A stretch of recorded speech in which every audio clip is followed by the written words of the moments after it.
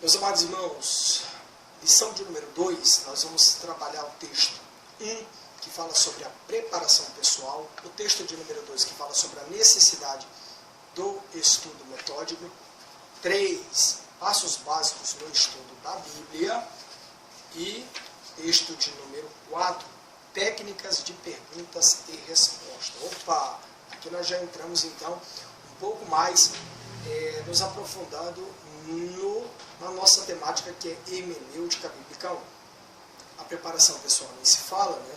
A gente não pode estudar a Bíblia de qualquer maneira, precisamos sentar, parar, orar, abrir a Bíblia, ler a Bíblia, entender o contexto, nos preparar com jejum, oração, consagração, santificação, um lugar reservado, um local onde a gente não vai ter incômodo e nenhum outro tipo de entretenimento. Não é verdade? O que é um desafio hoje, hein? É um desafio hoje a gente nos prepararmos, né, para o estudo da Bíblia Sagrada. Porque o WhatsApp, o Facebook, o Instagram, é tanto tipo de rede social. Se a gente não se desligar, não é verdade, do mundo aí moderno, dessas nuances do mundo, a gente vai se prejudicar, nos prejudicarmos, né? A primeira qualificação para o estudo da Bíblia é a compreensão espiritual. Isso aí a gente precisa compreender de primeira, né? Descobrimos que em 1 Coríntios 2,14, conforme examinado na lição de número 1, compreensão espiritual. A palavra de Deus não é um livro morto. Isso aí a gente já falou, que a Bíblia aí não é simplesmente fechada, é um livro, e aberta é a palavra de Deus. É errado isso aí. Mas é um livro vivo. Nosso Deus está vivo. Correto?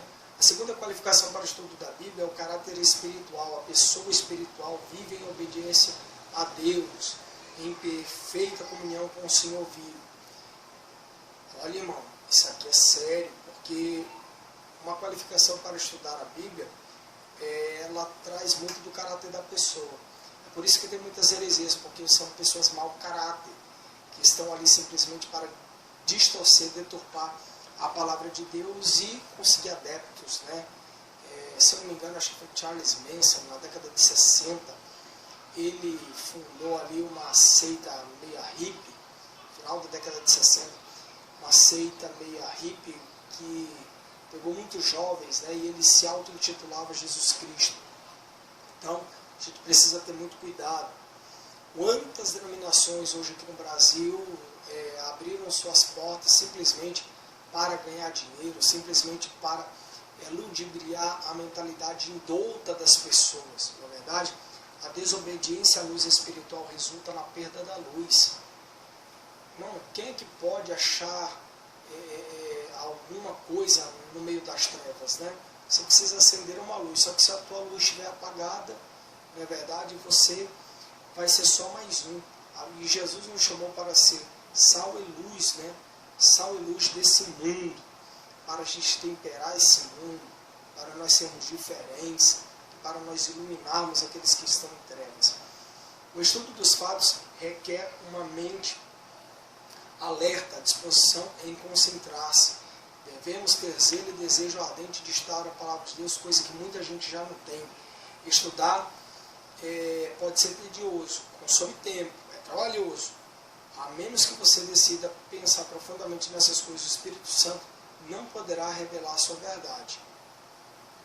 Olha que coisa, né? A pessoa está estudando a palavra de Deus, dizendo: ai meu Deus do céu, esse negócio de estudar a palavra de Deus é um tédio. Meu amado, assim, o camarada já foi predisposto, já pensando nisso, e não pode. Na lição de número 1, a gente viu a importância de extrair a verdade de uma passagem das Escrituras, em vez de trazer sobre elas noções preconcebidas, né? É o caso da mulher, foi colocar o pensamento dela numa doutrina. Não, Jesus salvou pessoas para levar para a eternidade, não foi para reencarnar. As ferramentas para o estudo das Escrituras é bem simples. Aí, começa com um lápis, um papel, a própria Bíblia, né? Os nossos olhos, o tempo, o espaço, o local, né? Longe das distrações e do entretenimento. Se possível, estejamos sós com o Espírito Santo quando a gente vai estudar a palavra de Deus. Texto de número 2, necessidade do estudo metódico, sistemático, dogmático, a suficiência das escrituras e as fontes secundárias. A Bíblia Sagrada, ela é suficiente. Todavia, nós temos fontes secundárias. O que é isso? Vamos olhar aqui. Ó. Primeiro, a suficiência das escrituras ela é expressa no lema sola escritura. É um lema da Reforma, do século XVI. Não significa que o leitor da Bíblia não possa recorrer às ferramentas de estudo, como dicionários, enciclopédias, livros, né, de teologia. Ao afirmar que a Bíblia é suficiente, a igreja, ao afirmar que a Bíblia é suficiente, a igreja reconhece que ela é o único repositório das palavras de vida eterna, não necessitando de auxílio de outros meios de salvação ou supostas fontes de autoridade espiritual, obras da lei, tradição eclesiástica, rituais secretos, novas profecias, nova unção, ideologias políticas e teorias acadêmicas. Não precisa nada disso. Para a questão da salvação, para a questão das doutrinas bíblicas que são suficientemente bíblicas. Vários aspectos justificam o emprego dessas fontes secundárias. A riqueza do vocabulário, as fontes secundárias existem, mas para quê? Para a riqueza de vocabulário, para a diversidade de autores, para estilos, gêneros literários, as formas de elaboração, distanciamento cultural e histórico, benefícios e consulta a diferentes versões, limitações à mente humana, que mais? As questões doutrinárias anteriormente debatidas, superadas em concílios eclesiásticos. Nossa, cansei. Infinitas coisas que as fontes secundárias agregam.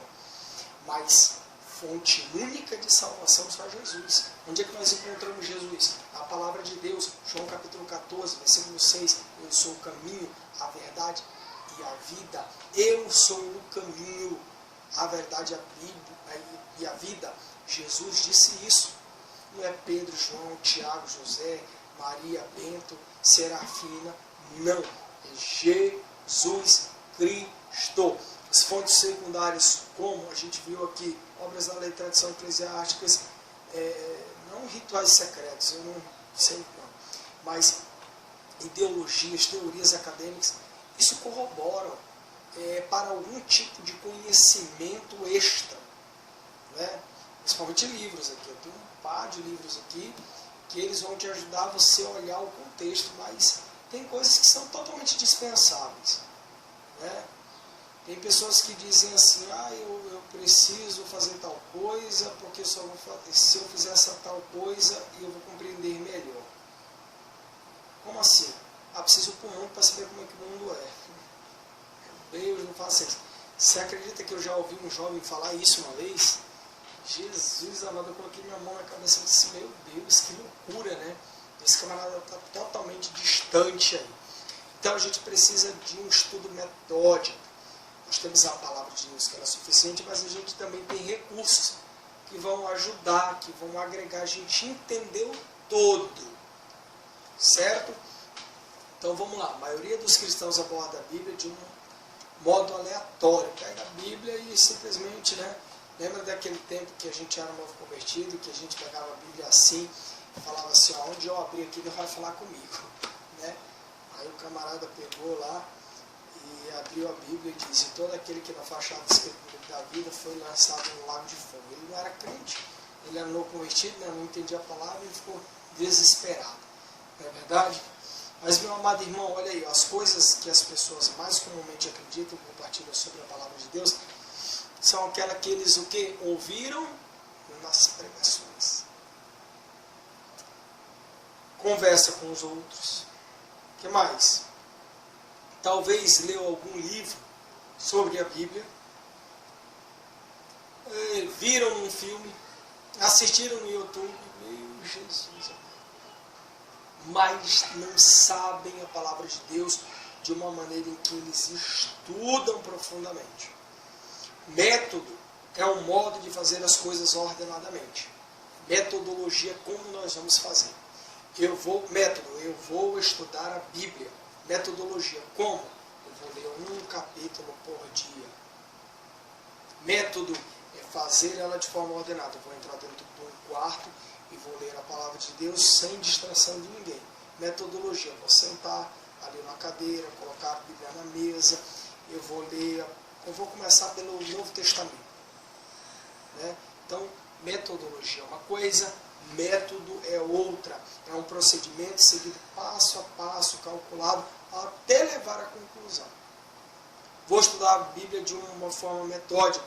Vou estudar a passagem de Davi. Opa, então vou lá, eu vou pegar, vou começar pelo começo. Né? Quem era o pai de Davi, quem eram os irmãos de Davi, onde Davi morava, o que ele fazia, qual era a sua função e assim sucessivamente. Pode o Espírito Santo usar um estudo metódico? Ele certamente pode e usa. À medida que estudamos o método sintético, deparamos-nos com termos e ideias que talvez lhe pareçam novos. Veremos alguns passos a serem seguidos em nosso estudo. São guias para examinarmos as verdades das Escrituras. A iluminação do Espírito Santo sobre a verdade pode ser comparada à ação do sol e da chuva que produzem colheitas, fazendo a partir de uma semente viva. Olha que interessante, né? Então, a gente vai estudando de uma maneira metódica até a gente encontrar o ápice desse nosso estudo. Correto? Muito bem, meus amados irmãos. Texto de número 3. Passos básicos do estudo da Bíblia. Olha que interessante no nosso estudo metódico, sistemático da Palavra de Deus. A gente precisa entender sobre a observação, interpretação, resumo, avaliação, aplicação e correlação. Nós precisamos compreender, e o texto de número 3 vai falar sobre isso, sobre alguns passos utilizados no estudo da Bíblia, que são básicos para todo o aprendizado. Todo estudante de teologia, estudante de Bíblia, precisa saber estes passos, correto? Esta lição ela vai definir 6 passos básicos. Na próxima sessão a gente vai ter a técnica de perguntas e respostas no próprio texto, correto? Uma coisa que a gente precisa lembrar é o erro de aplicar sem interpretar, não é verdade? Então, às vezes a pessoa pega a Bíblia ali, certo? Ele vai aplicar sem interpretar o texto. Então, aí ele vai cair numa questão errada, né? Então, longe de ser uma mera questão teórica, né? Uma mera questão técnica, é preciso a gente saber aí que existem algumas etapas para a gente poder fazer uma boa aplicação quando a gente está pregando ou até dando aula na escola dominical, ensinando, dando uma palestra para os jovens, para os adolescentes, para as irmãs. A gente precisa compreender alguns passos. Primeiro, observação significa simplesmente perguntar ao texto, né? O que dizem as Escrituras? Ou perguntar para si mesmo, né? O que a palavra de Deus está dizendo? Rudyard Kipling escreveu o seguinte verso: eu tenho 6 serventes fiéis, que me ensinaram tudo o que eu sei. Seus nomes são que, onde, quando, como, porquê e quem. Se a gente aplicar essas 6 perguntas às Escrituras, encontraremos o que estamos procurando. Fatos. Carecemos de respostas para o que, onde, quando, como, porquê e quem. Olha que interessante. Quando você for pregar a palavra de Deus, pegue a Bíblia Sagrada e aí no texto que você está ali estudando para poder pregar ou ensinar, faça essas perguntas. O que, onde, quando, como, porquê e quem. Quem é a figura central da história que você pegou? Para onde... O que está acontecendo? Quando foi que aconteceu? Onde foi que aconteceu? O local onde aquilo ocorreu. Né? Como é que foi? A que ponto chegou? Vamos pegar, por exemplo, Davi. Né? Rapidinho aqui. Pegou Davi ali, a história de Davi. Quem era Davi? O que Davi fazia? Onde Davi morava? Onde é que foi ali o local do embate dele com o gigante Golias? Quando que aconteceu? Como é que foi que Davi chegou ali àquele local? Irmão, isso daí vai dar assim, ó, vai pegar tua mente e fazer isso aqui, ó, vai abrir. E aí você vai conseguir compreender o texto. A omissão dessas etapas precedentes torna a aplicação um equívoco. O camarada vai pregar, não estuda a palavra de Deus e joga um monte de coisa na cabeça dos crentes. E muitas das vezes o crente ele é simples, é humilde, não tem acesso ali à palavra. E olha, irmão, eu vou dizer uma coisa para vocês. Isso não invalida aquele crente simples que vai pregar a palavra de Deus, interpreta ela literalmente ali como o texto está e já aplica. A estes, com humildade e sinceridade no coração, que não tem recurso, que não são pessoas arrogantes, porque tem aquele camarada que ele é humilde, mas ao mesmo tempo ele diz assim, estudar teologia também é coisa do diabo, né? Aconteceu muito isso antigamente. Mas olha, irmão, tem pessoas que são simples de tudo, e quando prega, você sente a graça de Deus. Mas é porque Deus operou na simplicidade e na sinceridade do seu coração. Existem pessoas também simples, humildes, né? E que mesmo na sua humildade, às vezes tem um livro, às vezes tem um recurso secundário, que ele consegue ali ler e estudar. E tem gente que não faz nada disso e já quer também pregar. Não existe gente de todo tipo que você imaginar. Não é verdade? Tem gente que prega para promoção própria, tem gente que prega para que a agenda dele cresça, tem gente que prega realmente para que a palavra de Deus vá lá no profundo do coração, tem gente que prega, né, para ganhar o dinheiro da gasolina depois da pregação, tem gente que prega para ganhar dinheiro em cima de grandes congressos, tem gente que prega por amor à palavra de Deus, tem gente que comercializa, não tem gente de todo tipo que você pensar. Certo? Mas vamos correr aqui. Millie Scovardley foi um grande estudioso da palavra de Deus e tradutor da primeira Bíblia em inglês, 1535. Olha que legal. Eis o seu comentário sobre o estudo das Escrituras. Se, aliás, muito útil na compreensão das Escrituras se você assinalar e anotar não somente o que é falado ou escrito, mas também a quem, com quais palavras, em que ocasião, onde, com que intenção, em que circunstâncias, o que se passa antes e o que se segue. Eu sempre tive um hábito de, quando o pregador está pregando, eu estar com um papel e uma caneta na mão. Seus irmãos, não sei se aqui a maioria dos nossos alunos são das congregações, né? Mas eu congrego ali no Tempo Central e toda vez que qualquer pregador está pregando, eu estou ali anotando. Por quê? Às vezes ali o pregador fala uma palavra que de repente me chamou a atenção e naquele texto, naquele versículo eu quero produzir uma mensagem para eu pregar em uma outra ocasião. Então a gente precisa, assim, nós não conseguimos absorver tudo, irmãos. Uma aula como essa aqui que eu estou falando, uma aula dessa como eu estou aqui falando, você não consegue absorver assim. Se você não estiver anotando, grifando aí no teu livro, não pega. É que nem uma pregação, se o camarada prega meia hora ali, você não vai lembrar da meia hora que ele pregou. Não é verdade? Mas vamos aí, ó. A interpretação é o segundo passo no aprendizado. Então a gente já observou e agora nós vamos interpretar. Na leitura da passagem bíblica a gente deve observar para ver o que dizem as Escrituras. Faremos a Bíblia as perguntas factuais. Presta atenção nisso, que serão tratadas na última sessão desta lição. Esta é a base do estudo bíblico. Esta é a base do estudo bíblico. Coloque isso na cabeça. Esta é a base do estudo bíblico. A interpretação. As perguntas factuais.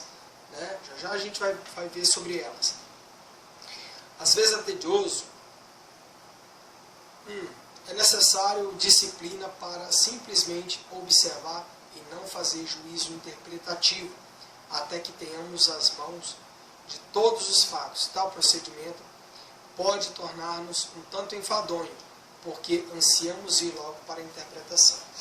Me lembro que quando eu fazia faculdade de teologia, a gente reuniu um grupo de 4 amigos e nós fomos interpretar, fazer exegese, na verdade, daquele texto que a mulher de Endor, né, daquela situação de disse que viu Samuel e tudo, e a gente recorreu mesmo ao hebraico, né? E, inclusive, a gente pegou o texto no hebraico, a gente teve que transliterar o texto, da transliteração a gente precisou fazer a tradução, emendar as palavras, os termos, até a gente conseguir uma interpretação cabal. Meu amado irmão, foi extraordinário. No final daquela pesquisa, assim, foi algo maravilhoso. Por quê? Porque a gente descobriu ali que, de fato, a mulher de Endor, ela não viu, né, Samuel. O que ela viu foi um demônio. Né? Um demônio que se travestiu, se é que eu posso usar essa palavra, né, nas suas elucubrações para deturpar a mentalidade daquela mulher, né, totalmente dominada pelos demônios, e fazer com que ela mentisse dizendo que viu Samuel quando não viu coisa alguma. Então, a gente sabe, muitas das vezes alguém vai pregar isso aí e já fala que não era ali Samuel, por conta de que a gente é crente, a gente não crê em reencarnação e tal, de uma série de coisas. Mas quando você realmente estuda e vai interpretar, aí a coisa é bem diferente. Correto? Na próxima sessão a gente tem técnicas e perguntas, né? A gente vai tratar mais diretamente sobre isso. Resumir significa sumariar. No estudo da Bíblia consiste em apresentar pontos principais, né, e detalhes acompanhantes, encaminhando brevemente para a conclusão. Isso é muito bom também no nosso estudo metódico. A avaliação, no sentido empregado aqui, não quer dizer se gostamos ou não de algo, não tem nada a ver. Ao avaliar, o leitor procura determinar o que está sendo lido, né? E é um princípio eterno, ou um costume local, aplicado apenas àquela situação. Ele consegue fazer a avaliação como um todo, né?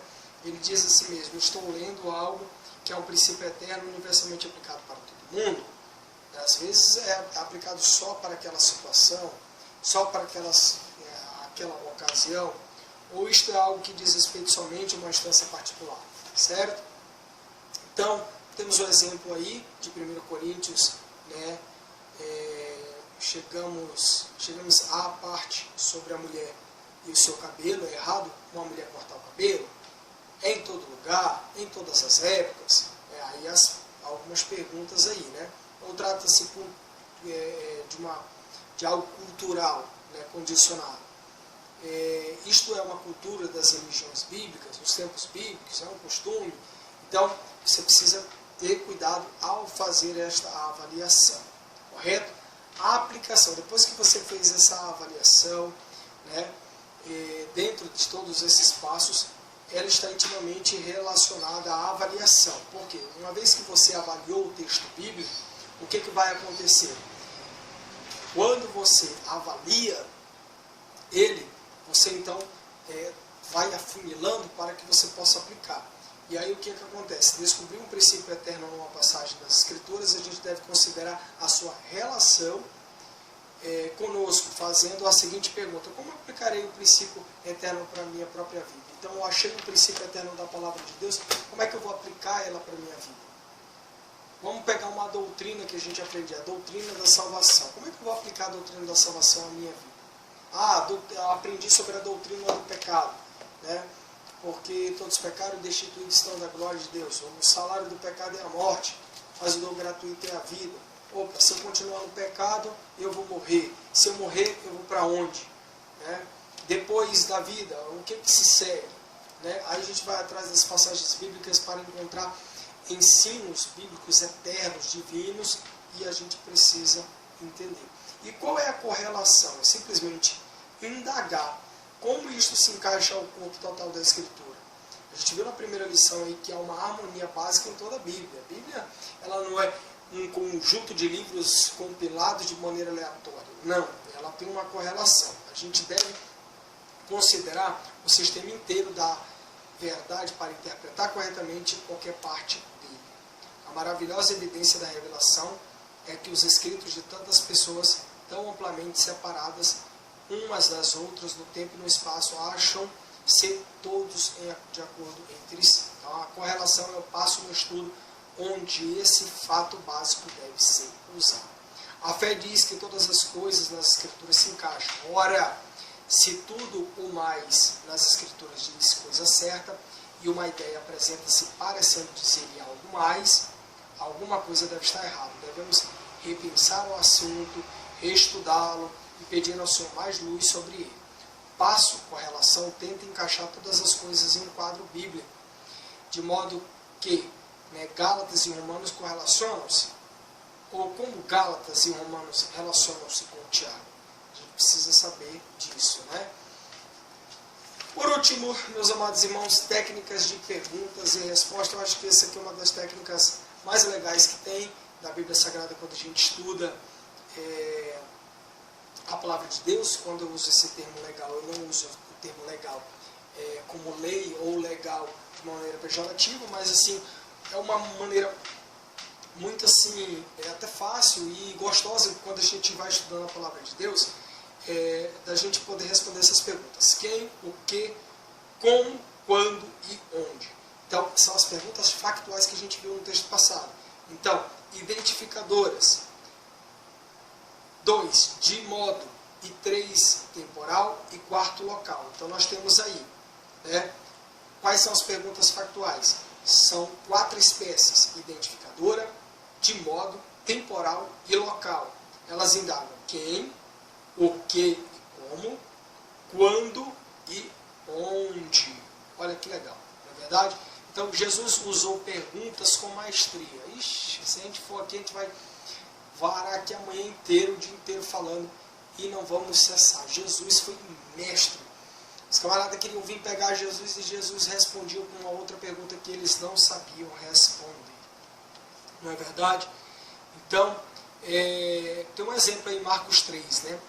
Antes dele curar o homem da mão mirrada, o Senhor falou às pessoas que estavam olhando, né? É lícito no sábado fazer o bem ou fazer o mal? Indagou ele, salvar a vida ou a morte? Ou salvar a vida ou matar? Jesus fazia essas perguntas porque ele sabia que os fariseus eram hipócritas, né? E, por exemplo, se um boi de um fariseu caísse lá num charco lá de lodo que ele não conseguisse sair, num sábado, você acha que o fariseu ia deixar o seu boi lá? Não, ele ia tirar, né? Se ele tivesse só, ele ia lá, catava lá o garrote dele e trazia para dentro de casa. Se tivesse na presença das pessoas, ele deixava lá o bichão morrer para mostrar que ele seguia a lei. Era hipócrita, não é verdade? Jesus conhecia o coração desses cidadãos aí. As suas perguntas fizeram duas coisas. Mostraram quão corrupta se tornara a lei, né? Ou seja, o homem conseguiu corromper a lei com o seu olhar totalmente contaminado, ao proibir que ajudasse no sábado, né? Por exemplo, eles proibiram, foram além da lei, né? Falavam ninguém pode fazer tal coisa no sábado, pode nem respirar no sábado. Que loucura, né? B, destacaram um princípio eterno: é sempre melhor ajudar do que prejudicar. Olha como é que Jesus, com uma pergunta, ensina, né, 2, 3, 4, 10 coisas que vai, assim, encher o nosso coração de alegria. O perigo da leitura seletiva da Bíblia. Na prática, muitas pessoas selecionam das escrituras, os textos que as consideram aproveitáveis. Isso é um erro, meu amado irmão. Vontade de pegar um doutrinador, que nem o tenente falava no quartel, e dar na cabeça. Não é verdade? Tem muita gente assim, seleciona, né, o que vai ler. Sou filho de Deus, então se sou filho de Deus eu tenho que ser rico. Meu Deus, irmão, isso aí não. Né? Esse comportamento seletivo deve explicar, ao menos em parte, a dificuldade que muitas pessoas têm de pregação expositiva. Quando vocês forem estudar a homilética, é legal, porque na composição de sermão a gente tem um sermão textual, um sermão temático e um sermão expositivo. Esse daí é um dos melhores porque ele consegue abarcar quase como o todo da passagem que a gente está lendo. Certo? Então, e a técnica de perguntas e respostas, Evangelista Melk? O que nós temos aí? Nós temos aí, quem, o que, onde, quando, como e porquê. Os leitores seletivos da Bíblia não estão preocupados em responder essas perguntas, né? Eles se enfadam com as informações atinentes à autoria, destinatário, gênero literário, ocasião, circunstância. Na verdade, ele nem vai garimpar isso aí. Quem garimpa isso aí somos nós, que queremos dar o melhor para o nosso público-alvo, certo? Perguntas identificadoras indagam quem, o que, e essas perguntas, elas fazem muito sentido quando você vai estudar a palavra de Deus. Olhem aí, ó, na página de número 42. Estas são perguntas de observação, conforme a gente já viu, não é verdade? Quem, né, por exemplo, quem pode ser? Quem está falando? Quem está ouvindo? De quem estão falando? Não é verdade? Quando Jesus abriu o texto lá em Isaías, e depois ele vai lendo, né, a passagem, veio dar vista aos cegos, veio trazer luz àqueles que andavam em densas trevas, veio trazer cura, libertação, e hoje se cumpriu essa palavra que foi um impacto na sinagoga para os mestres, para os rabis. Aí alguém poderia perguntar, mas quem é esse camarada que está falando? Né? Quem é esse? De quem estão falando? Quem será? Né? E o que? Ela pode ser. O que está sendo dito? Né? O que está sendo realizado? Que termos são esses que estão sendo usados? De repente, foram perguntas que os rabis, os mestres, os fariseus, saduceus perguntaram quando Jesus leu aquela passagem de Mateus capítulo número 4, não é verdade? E que ele traz ali o cumprimento da palavra de Deus, da palavra veterotestamentária. E eles ficam ali impactados, não é verdade? Impactados. Hoje se cumpriu a palavra de Deus. Estou aqui buscando aqui, fazer uma correção. Eu discordo desse pessoal. Existe verdades, sim, absoluta. E essa verdade é da parte de Deus. A linguagem humana tem suas limitações. Ora, João, quando estava na ilha de Patmos e recebeu a revelação de Deus, ele precisou utilizar-se de modelos, símbolos, figuras aqui da terra para descrever o que tem no céu, para que a gente possa compreender para onde e qual local nós vamos um dia. Toda moeda tem dois lados, e por um lado a Bíblia é inteligível para pessoas comuns, porque foi escrita numa linguagem comum, mas por outro lado ela pode conter aí verdades infinitas de um Deus infinito, e a sua linguagem também o é, né? De uma maneira infinita. Ela não cessa. A gente se cansa de ler um gibi, um livro, um jornal, a gente perde a paciência muitas das vezes, a gente já não quer mais ler, enjoa. A palavra de Deus não, porque há uma infinitude aqui. Ou seja, o Senhor expressa a verdade espiritual de forma mais simples possível, a fim de compreendermos um pouco dele. Não se pode conhecer tudo o que há para saber a respeito de Deus, todavia podemos entender coisas que importam conhecer. Correto? Em Romanos 1,20 diz, ela que a natureza foi divinamente criada com a intenção de que ela ajudasse o homem a entender como que é Deus. Então, e para ajudar a superar a limitação da linguagem do entendimento humano, a Bíblia utiliza linguagem figurada para ilustrar verdades. Se a hermenêutica bíblica ela não se utilizar de uma linguagem figurada para nos ensinar verdades da palavra de Deus, dificilmente a gente vai conseguir compreender. É-nos difícil compreender como é Deus. A Bíblia diz que Deus é Espírito, contudo ela tem poder ilimitado para ver, agir e ouvir. Algumas traduções bíblicas empregam a palavra olhos, significando o poder de Deus para ver todas as coisas. Tais expressões pretendem auxiliar a compreensão e nos levar a pensar enganosamente que Deus seja fisicamente limitado como nós. O Espírito Santo conhece as nossas limitações. Ele usou a língua de modo a ajudar a mente humana a compreender a sua verdade.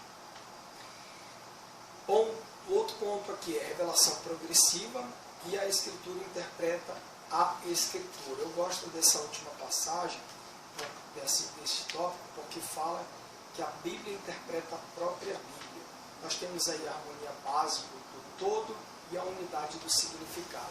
Para você compreender a revelação progressiva, Deus comunicou a linguagem do homem e apesar da sua condição pecaminosa, a história da Bíblia começa com Adão e Eva na presença do Senhor lá no Jardim do Éden. E o seu pecado resultou o quê? No banimento da presença de Deus. E aí é que entra, meu irmão. Depois de todo esse discurso, de todo esse histórico que a gente vai ter no Antigo Testamento, Deus vai dar ao homem aí, mais informações de si mesmo. Através de quê? Do próprio Filho, né? E dos profetas que ele enviou para poder profetizar e falar a sua palavra. Então, através da vida de Cristo, a gente pode compreender um pouco mais de Deus. E através das profecias, das palavras de Deus. Dessa forma, Deus estava dando ao homem mais e mais informações sobre si mesmo. De que forma? Através da lei, através dos profetas, através dos patriarcas, através do conhecimento do discurso histórico. Certo? A mente humana só pode absorver certa quantia de informação por vez. Por isso que a gente tem uma tradição oral, depois teve a tradição escrita, e depois nós tivemos pessoas que estudaram mais especificamente a Bíblia Sagrada, nos deixando alguns adendos, nos deixando algumas emendas, não emendas da palavra de Deus, mas recursos para estudarmos. Olha o que eu estou falando, não é remenda e nem emenda da palavra de Deus. Nós temos um termo jurídico aqui para colocar aos irmãos que alguns pressupostos são colocados de uma maneira a que a gente venha compreender à medida que nós vamos estudando a linguagem da palavra de Deus, né? Hermeneuticamente, a gente vai se utilizando dessa instrumentalidade. Então, os escribas, escritores, autores de muitos livros, né? Enciclopedistas, deixaram aí alguns instrumentos para que a gente pudesse usar e poder compreender, à luz da Bíblia, o contexto daquilo que tudo aconteceu. O pecado deixar o homem moralmente incapaz de contatar a Deus. Isaías compreendeu isso ao dizer que o ensino teria de ser dado mandamento sobre mandamento, mandamento e mais mandamento, regra sobre regra e regra e mais regra. Um pouco aqui, um pouco ali. Por isso a revelação progressiva do Deus Redentor é vista mais claramente no Novo Testamento do que no Antigo. Então nós temos a figura talvez mais maximizada de Deus no Antigo Testamento por uma questão de papéis. Eu sempre falo isso, né?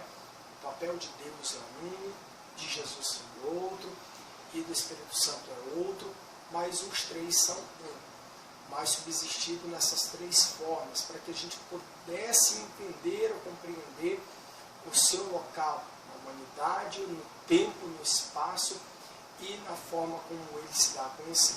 A Bíblia interpreta a própria Bíblia, certo? O professor de Bíblia afirmou: a Escritura é o seu próprio melhor comentário. Eu acredito nisso, acredito que a palavra de Deus ela interpreta a própria palavra de Deus. E essa palavra de Deus, essa escritura, quando nós lemos, nós vamos tendo a revelação. Só que a hermenêutica bíblica ela é aplicada e deve ser aplicada de uma forma bem acentuada, de uma maneira em que os irmãos venham compreender melhor aquilo que se passava, né, ao redor, no contexto, na situação como um todo. Às vezes a pessoa lê ali, interpreta literalmente ali a palavra e não quer mais saber de nada. Espera aí, meu irmão. Existiam muitas outras coisas, né? Existia, por exemplo, um código de leis, né, em cidades que não eram a região, por exemplo, onde os hebreus habitavam. Se você vai para a Fenícia, para o Egito, para a Grécia, lá eles tinham código de leis, eles tinham código tributário, lá eles tinham legislações específicas e que isso alterava o comportamento das pessoas. Você sabia, por exemplo, que os escravos antigamente não eram só escravos negros, como acontecia aqui no Brasil? Existia todo tipo de escravos, né? Branco, negro, estrangeiro e muitas outras coisas. Então são pormenores que a gente precisa aprender. Então o estudo é como uma pedra atirada na água parada. Ela produz círculos que se multiplicam. E aí, ó, na página 25, você vai ter aí um esquema, né, da palavra, da sentença, do versículo, do capítulo, do livro e da Bíblia inteira. Do micro para o macro, né, ou do todo para o micro, e assim sucessivamente, né, do ponto menor ao ponto maior, a gente vai estudando. A palavra é uma palavra de cautela. Tem-se dito que qualquer teoria ou doutrina pode ser comprovada pelas Escrituras. As pessoas têm tentado provar noções falsas, procurando até encontrar na Bíblia um versículo que se pareça com o que elas pensam. Esse é o perigo. Olha aí, ó, certa vez uma mulher disse que a Bíblia ensina a reencarnação. E não é bem assim. Né? Estão tentando pegar na palavra de Deus como que ela fosse aí o parâmetro para todas as teorias aí, teorias fora de contexto. Como eu sei que a palavra de Deus não ensina tal coisa, eu perguntei: onde você encontrou isso? Ela respondeu citando alguns versículos e torcendo outros. Olha aí, ó, que tinham a ver com a vida após a morte. Ela estava trazendo o seu entendimento errado a estas passagens. Olha aí, o óculos, né, contaminado, a visão contaminada.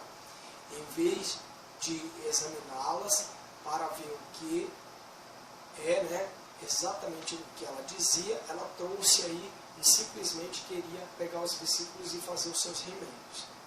Lendo cuidadosamente e comparando a Escritura com a Escritura, teria deixado claro que Jesus salvou-nos como indivíduos. Ele conhece por um nome as suas ovelhas. Herdamos a vida eterna com ele após a morte. Não existe nisto qualquer semelhança com a fajuta e falsa doutrina da reencarnação. Muito cuidado. A harmonia básica do todo. A gente pode usar o contexto para ajudar-nos a entender a Bíblia. Acabei de falar do contexto aqui. Desde uma só frase, a coleção inteira de livros. É apresentado um único sistema de verdade. Esta é uma das evidências convincentes da revelação.